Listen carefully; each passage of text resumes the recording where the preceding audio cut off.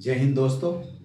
हमने last class में ODOP के बारे में पढ़े थे और उसी संदर्भ में हमारे कुछ पॉइंट्स रह गए हैं, तो उसको हम डिस्कस कर लेते हैं। ओडीओपी के 4 पिलर हैं। एक तो कॉमन फैसिलिटी सेंटर, दूसरा ये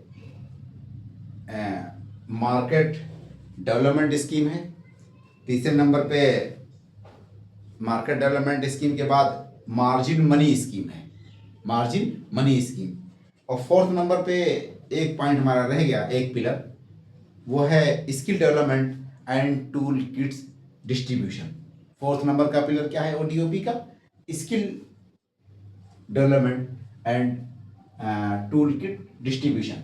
तो हमने फोर्थ पिलर जो है लिख दिया यहाँ पे, स्किल डेवलपमेंट एंड टूल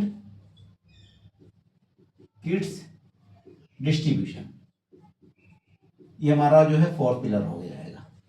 जो पीवाईक्यू था यानी previous year question UP PCS का, यूपी मेंस में एक क्वेश्चन पूछा गया था, वो इसी से रिलेटेड था कि वन डिस्ट्रिक्ट वन प्रोडक्ट जो यूपी गवर्नमेंट की इनिशिएटिव है या स्कीम है, उसके अंतर्गत स्किल डेवलपमेंट से रिलेटेड गवर्नमेंट ने क्या क्या मतलब क्या क्या इनिशिएटिव किए हैं या क्या क्या प्रोविज़न हैं अंडर स्किल डेवलपमेंट स्कीम के, जो कि एक पिलर है किसका?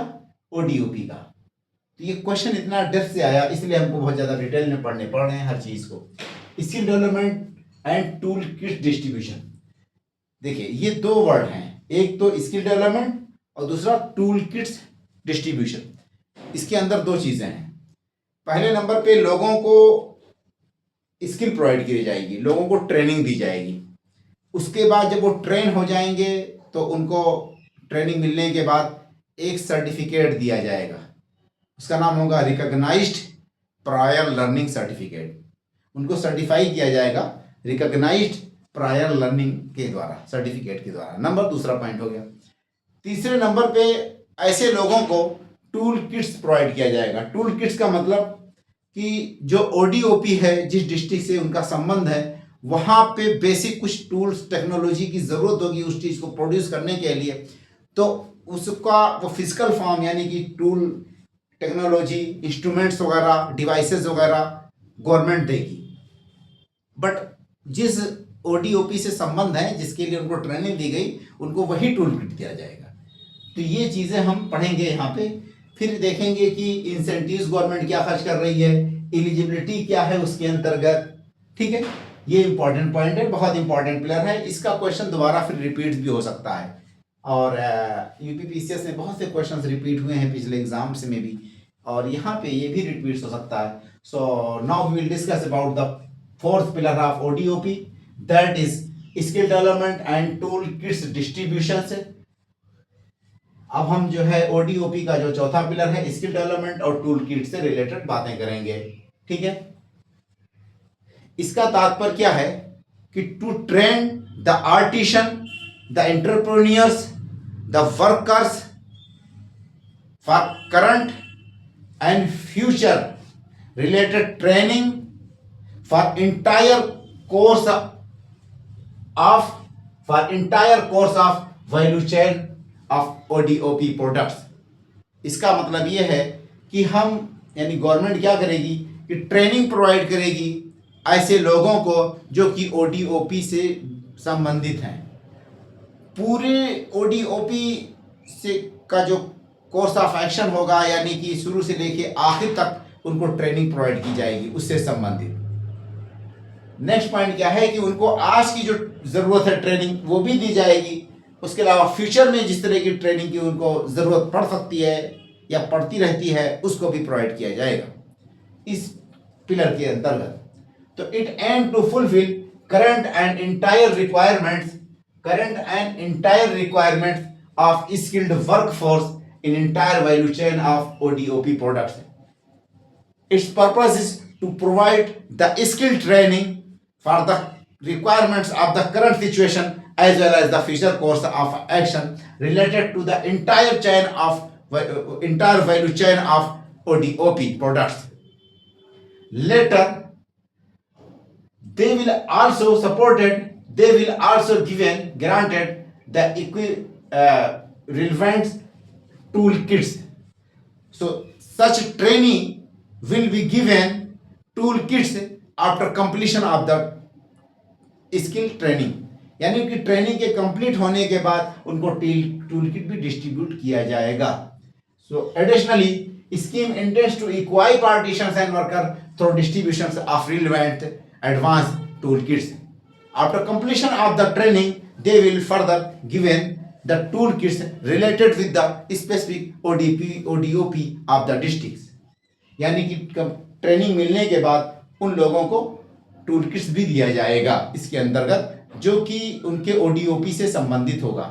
टूल्स किट का मतलब कि कोई भी इक्विपमेंट्स हो गया, कोई भी आपका टेक्नोलॉजी से रिलेटेड जो कि उनके प्रोडक्शन में प्रोसेसिंग में सपोर्ट सहायक हो, ये उससे संबंधित चीजें होंगी. देखिए पहले नंबर पे हम जान लें कि ये ODOP के लिए जो स्किल डेवलपमेंट ट्रेनिंग है या टूल किट जिनको दिया जाएगा, उनकी एलिजिबिलिटी क्राइटेरिया क्या है, वो भी एक बहुत इंपॉर्टेंट चीज है. तो उनकी एज मिनिमम 18 ईयर्स हो, 18 साल से उनकी कम एज ना हो, यानी 18 साल या उससे ज्यादा, ऐसा कह सकते हैं कि एज लिमिट क्या है यहाँ पे 18 साल का हो. यानी the applicant must be at the age of 18 और मोर देन दैट. जो भी एप्लीकेंट है उसकी उम्र, एज, वायु, उसकी आयु 18 साल हो या उससे ज्यादा हो. पहली चीज ये 18 ईयर्स या उससे ज्यादा. ही मस्ट बी, यानी applicants must be a resident of the UP. वो यूपी का ही निवासी हो, वो बाहर का बंदा होगा, उसको ट्रेनिंग नहीं दी जाएगी. वो ODOP का फायदा नहीं उठा सकता किसी अदर स्टेट का बंदा, यूपी का ही रेजिडेंट होना चाहिए. There is no requirement for educational qualification. Educational qualification is not mandatory for the applicants.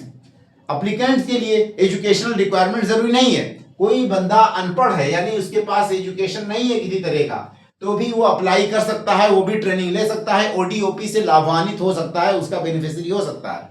A person is uneducated, illiterate, even though he can get the profits from the ODOP scheme and can apply for the training under the ODOP scheme. तो uneducated बंदा भी apply कर सकता है, यानी education is not mandatory. Therefore, I mentioned here, education is not mandatory. अच्छा, अगला criteria क्या है कि वो जो एप्लीकेंट है, जो ट्रेनी है या जो ट्रेनिंग के लिए जाना चाह रहा है, ट्रेनिंग लेना चाहता है, वो गवर्नमेंट के किसी भी स्कीम से पिछले 2 सालों में कोई भी बेनिफिट ना लिया हो.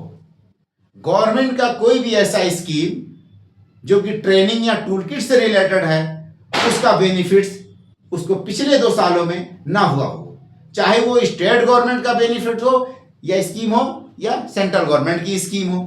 तो किसी की भी गवर्नमेंट की, चाहे सेंटर चाहे स्टेट, उसको पिछले 2 सालों में कोई भी बेनिफिट नहीं मिलना है, तभी वो अप्लाई कर सकता है, एप्लीकेंट हो सकता है. Therefore, I mentioned here, not availed any benefits with respect to the toolkits from either government of India or state government in the last 2 years. It means the beneficiary या the applicants must not be benefited from any scheme of the central government as well as the state government in the last 2 years. यानी पिछले 2 सालों में जो भी applicants हैं, जो training के लिए जाना चाहता है, ODOP का फायदा लेना चाहता है, पिछले 2 सालों में या तो सेंट्रल गवर्नमेंट या तो स्टेट गवर्नमेंट के किसी भी ऐसे स्कीम से लाभान्वित ना हुआ हो. ठीक है. अगला पॉइंट, एक फैमिली का एक मेंबर ही खाली अप्लाई कर सकता है ट्रेनिंग के लिए, या ODOP की ट्रेनिंग में कौन जा सकता है? एक फैमिली का एक ही सदस्य जा सकता है. या फैमिली से तात्पर्य क्या है? हस्बैंड एंड वाइफ होता है. इस कॉन्टेक्स्ट में फैमिली से तात्पर्य क्या है? कौन कौन लोग हैं? हस्बैंड एंड वाइफ ही है. बच्चे अगर मतलब कि निराश्रित हैं, यानी कि डिपेंडेंट है, या नॉन डिपेंडेंट या अनडिपेंडेंट, इंडिपेंडेंट है. अगर बच्चे डिपेंडेंट हैं तो फैमिली का हिस्सा है. बच्चे इंडिपेंडेंट है, यानी फैमिली पे डिपेंडेंट नहीं है, अपना खुद का कारोबार करते हैं, कमाते खाते हैं, शादी हो गई इस तरह से, तो वो क्या है? वो फैमिली का हिस्सा नहीं माने जाएंगे. तो यह फैमिली मतलब हस्बैंड एंड वाइफ होता है एक्चुअली इस तरह की स्कीम में. तो 1 member from a family can apply for 1 times, यानी एक मेंबर ही एक फैमिली का अप्लाई कर सकता है एक बार में। उसके लिए पहले नंबर पे आपको एफिडेविट देना होगा। He must submit an affidavit in which he have to declare about that. पहले उसको एक शपथ पत्र दाखिल करना होगा और उसके बाद उसको ट्रेनिंग दी जाएगी। तो ये एलिजिबिलिटी के क्राइटेरियाज हो गए। नंबर एक पे कम से कम उसकी उम्र 18 साल है, उससे ज्यादा हो, यूपी का निवासी हो, पढ़ा लिखा होना जरूरी नहीं है, और उसके अलावा पिछले 2 सालों में गवर्नमेंट चाहे सेंटर चाहे स्टेट उससे किसी तरह का लाभान्वित ना हुआ हो, और एक फैमिली का खाली एक आदमी ही एक बार में फायदा ले सकता है इसकी स्कीम का, एफिडेविट उसको सबमिट करनी होगी। ये 4th पिलर के एलिजिबिलिटी क्राइटेरियाज हो गए। नेक्स्ट पॉइंट क्या है कि जो स्किल डेवलपमेंट और ये टूल किट डिस्ट्रीब्यूशन है, उसके अंतर्गत क्या है कि मान लेते हैं सपोज दैट एक होता है स्किल, एक होता है अनस्किल्ड। पहले हम जान लें कि skill, unskilled and semi skill, इसके बारे में थोड़ा सा बातें कर लूँ तो ज़्यादा सही रहेगा। ये इंसेंटिव्स हैं जी। जो स्किल प्रोवाइड की जाएगी, सॉरी, जो स्किल या ट्रेनिंग दी जाएगी, स्किलिंग का काम होगा या जो ट्रेनिंग का काम होगा, उसमें कुछ इंसेंटिव्स दिए जाएंगे, उसके बारे में बातें करेंगे। तो पहले हम जान लेते हैं कि स्किल अनस्किल के बारे में। जैसे अनस्किल्ड, अनस्किल्ड, सेमी स्किल्ड,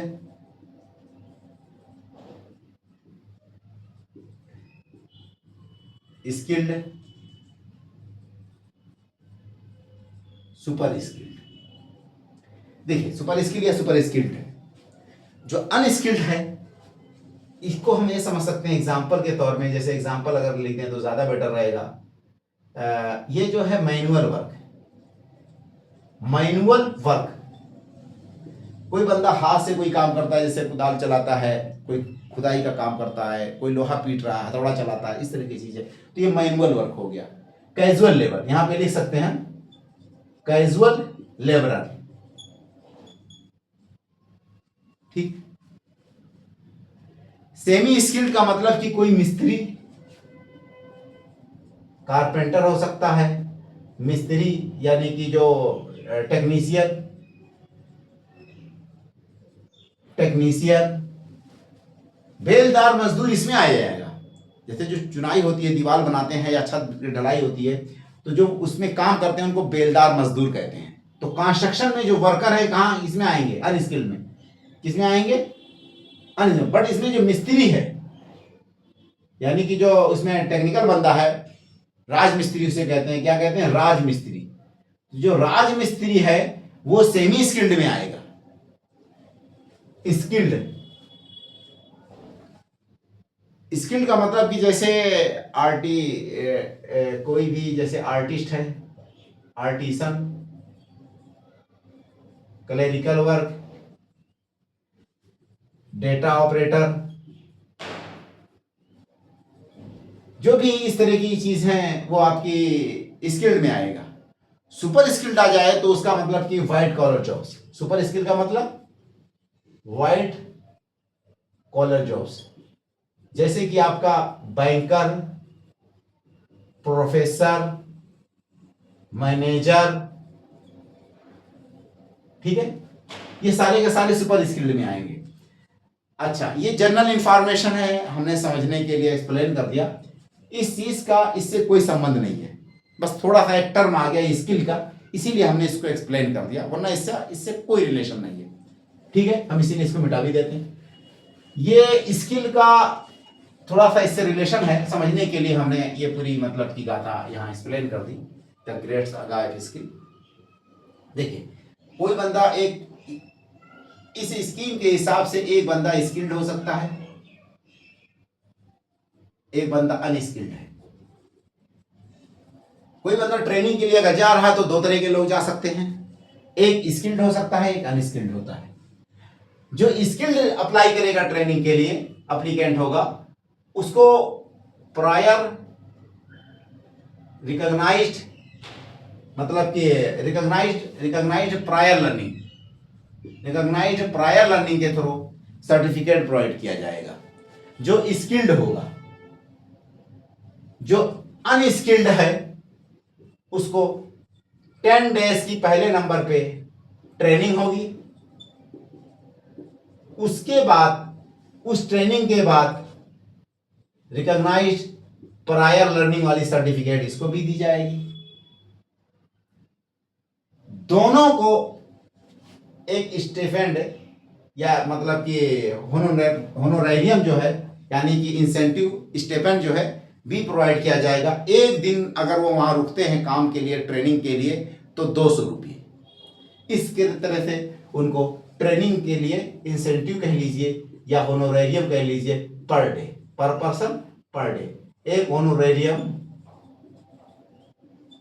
यानी कि इंसेंटिव या स्टेपन जो है 200 रुपये के हिसाब से एक दिन में दिया जाएगा जब वो ट्रेनिंग पे जाएंगे। जब ट्रेनिंग कंप्लीट कर लेंगे, चाहे एक तो बंदा पहले से स्किल्ड है, ट्रेनिंग की जरूरत नहीं है, या लिटिल बिट ट्रेनिंग की जरूरत है, तो 1-2 दिन की ट्रेनिंग देने के बाद उसको जो है रिकॉग्नाइज्ड प्रायर लर्निंग का सर्टिफिकेट दे दिया गया।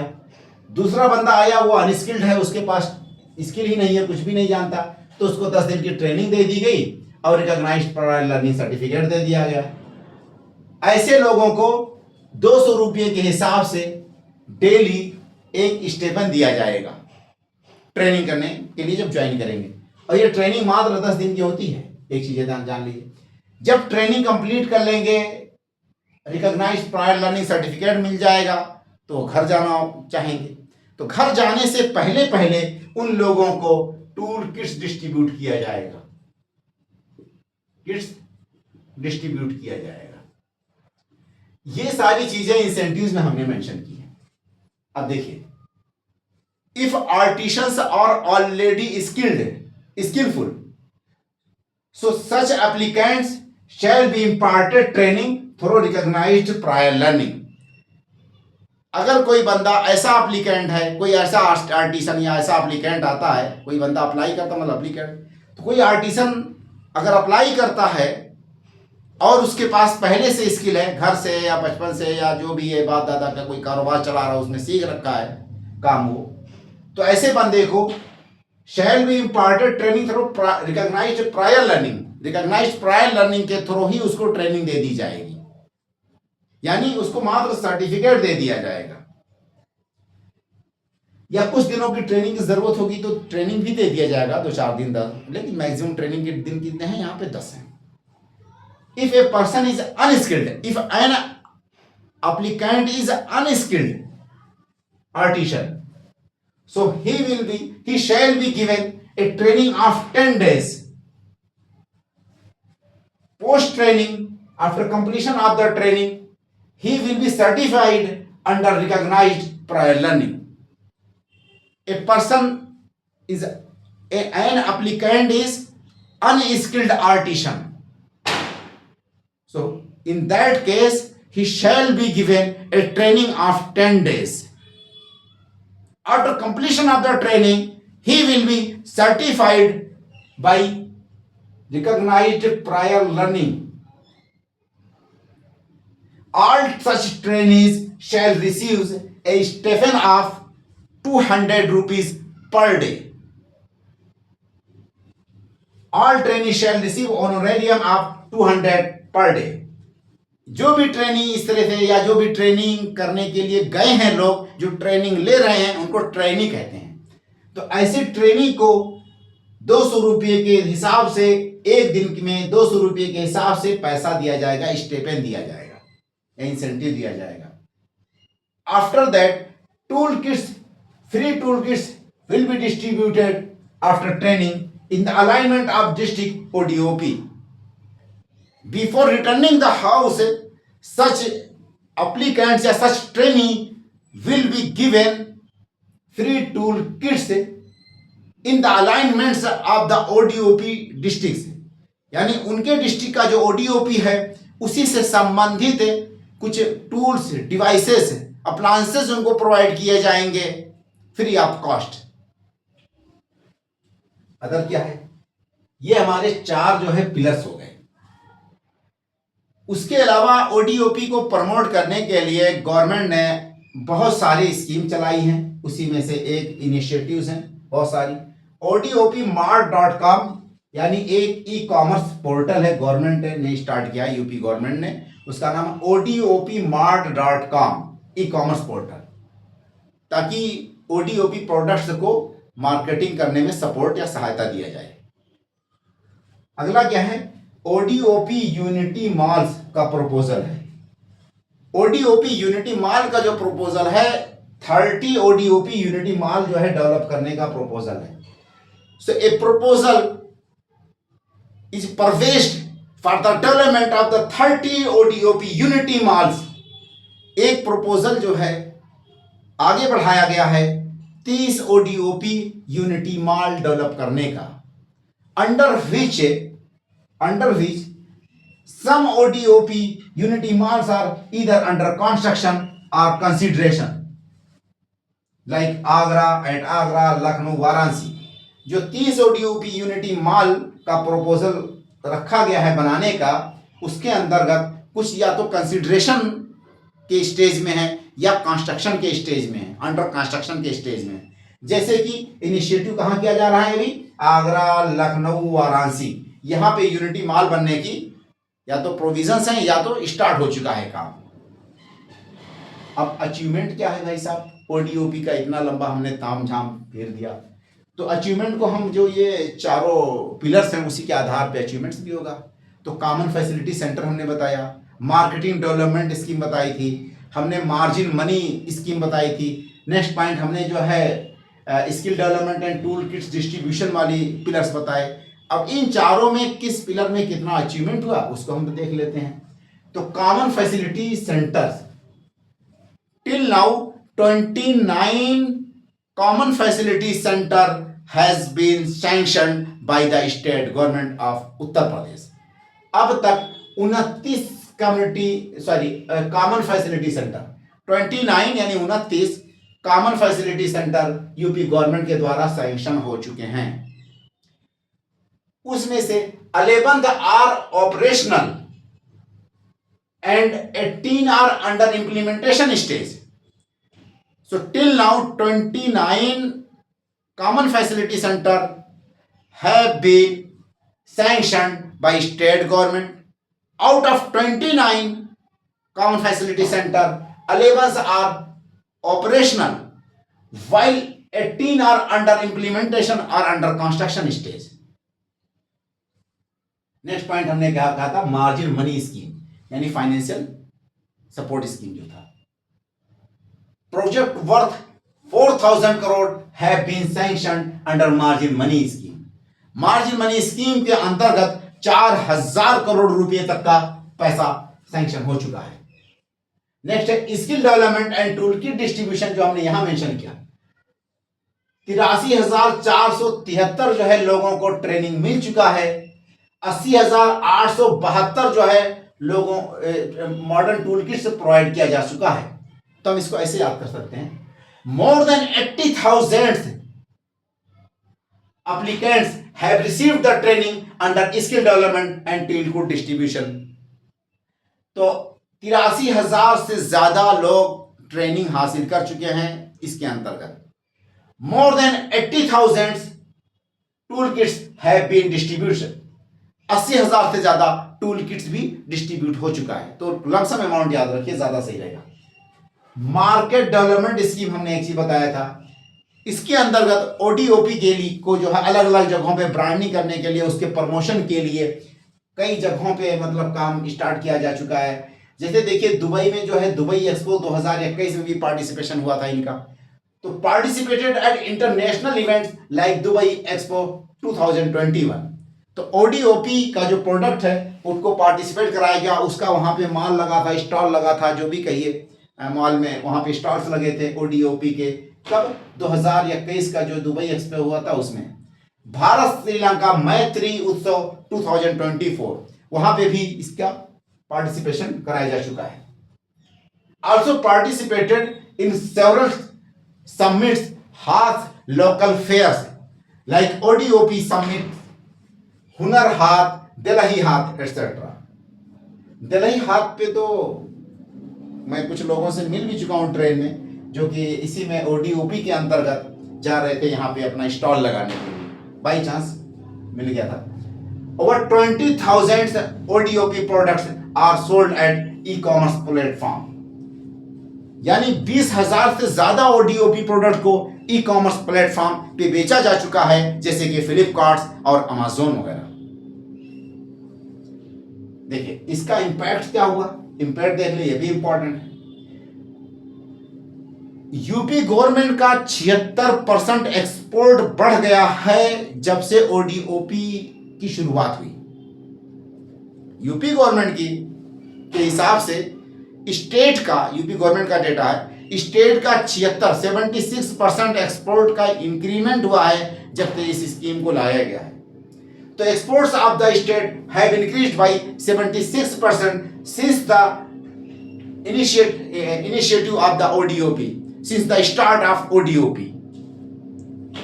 ODOP के स्टार्ट से लेके अब तक 76% स्टेट का एक्सपोर्ट बढ़ चुका है। देखिए ये इंपैक्ट हो गया, 76% एक्सपोर्ट बढ़ गया। आपका अचीवमेंट क्या है, ये सारे हो गए। अब एक समस्या आती है चैलेंजेस, इसके भी बारे में बात कर लें। वैसे हमने लास्ट क्लास में चैलेंजेस में बहुत सारी पॉइंट्स डिस्कस किए थे। देखिए फर्स्ट नंबर पे क्या है कि प्रोडक्ट आइडेंटिफिकेशन। किसी भी डिस्ट्रिक्ट का प्रोडक्ट आसान नहीं होता है आइडेंटिफाई। कुछ डिस्ट्रिक्ट तो बहुत ही वेल ऑफ है, बहुत डेवलप्ड है, वहाँ पे कल्चरल कुछ ऐसे प्रोडक्ट्स हैं कल्चर से जुड़े हुए हैं, उनको तो आइडेंटिफाई किया जा सकता है। जैसे अलीगढ़ का लॉक हो गया, आपका शजरकारी पत्थर महोबा का हो गया, बलिया का टिकली हो गया, ठीक है, कहीं क्या वुड क्राफ्ट है, ठीक है। लेकिन बहुत से डिस्ट्रिक्ट ऐसे हैं उनका कोई खास प्रोडक्ट नहीं। जैसे कि आपका सीतापुर का तो प्रोडक्ट फेमस है कि दरी कालीन बनता है और भी बहुत सारे काम होते हैं। लेकिन आपका जैसे ये लखीमपुर खीरी है, वहाँ पर कोई खास प्रोडक्ट ऐसा नहीं है, तो उसको कैसे आइडेंटिफाई करेंगे। बहुत सारे डिस्ट्रिक्ट हैं, शाहजहाँपुर का भी कोई खास ऐसा प्रोडक्ट नहीं है, बस जरी जरदोजी कर दिया, जबकि बरेली का ऑलरेडी वो था ही। तो ये तो पहला चैलेंज क्या है कि प्रोडक्ट को आइडेंटिफाई करना। क्या वो प्रोडक्ट के बारे में लोग ब्रांडिंग हो रखी है, लोग पहले से जानते हैं कि नहीं जानते हैं। बहुत से ऐसे डिस्ट्रिक्ट्स हैं जहाँ पे ऐसे प्रोडक्ट्स हैं ही नहीं, तो एक समस्या बहुत बड़ी है। नेक्स्ट पॉइंट क्या है कि इंफ्रास्ट्रक्चर की कमी है, टेक्नोलॉजी की भी कमी है, स्किल की भी कमी है, उन आर्टिशन में इन्वेस्टमेंट की भी कमी है। तो ये सारे के सारे चैलेंजेस में आएंगे। मार्केट लिंकेज बहुत बड़ा एक समस्या है। इनके प्रोडक्ट मार्केट से डायरेक्ट जुड़े नहीं होते हैं, वो लोकल मार्केट्स में लोकल लोग ही खरीदते हैं और कल्चर का हिस्सा होने के नाते खरीदते हैं। क्वालिटी कंट्रोल एंड स्टैंडर्डाइजेशन, ये भी एक समस्या है। जो अर्बन एरियाज, जो आज के टाइम पे इंडिया की जनसंख्या वो अर्बन एरियाज की तरफ मूव कर रही है और लोग लोकल प्रोडक्ट्स को नहीं खरीद रहे हैं। जो एमएनसी के प्रोडक्ट्स हैं, जो नई मतलब की जनरेशन है और उसकी जो चॉइस है, उसका जो टेस्ट है वो भी फुल्ली बदला हुआ है। जबकि ये प्रोडक्ट जो है नेचर बेस होते हैं ज़्यादातर और ट्रेडिशनल होते हैं, और लोग उस पर ट्रस्ट भी नहीं करेंगे क्योंकि वो स्टैंडर्डाइजेशन पे उतर रहा है कि नहीं उतर रहा है, बीमार हो जाए, कोई दिक्कत आ जाए, कोई इन्फेक्शन हो जाए, इसलिए उस पर भरोसा और ट्रस्ट डिफिसिट की बात है। तो ये सारे फैक्टर्स इसमें आ जाएंगे। अब हमने यहाँ पे सारी क्लासेज ओडीओपी से रिलेटेड कंप्लीट कर ली हैं, और हमारी जो अगली क्लास होगी वो इंडस्ट्रियल डेवलपमेंट से रिलेटेड होगी कि यूपी में कौन कौन सी इंडस्ट्रीज़ हैं, कहाँ कहाँ पे हैं। और आप लोगों से एक रिक्वेस्ट है कि हमारे चैनल को ज़्यादा से ज़्यादा लाइक करें, सब्सक्राइब करें, और यहीं पे हम विराम देते हैं। All the best, okay by.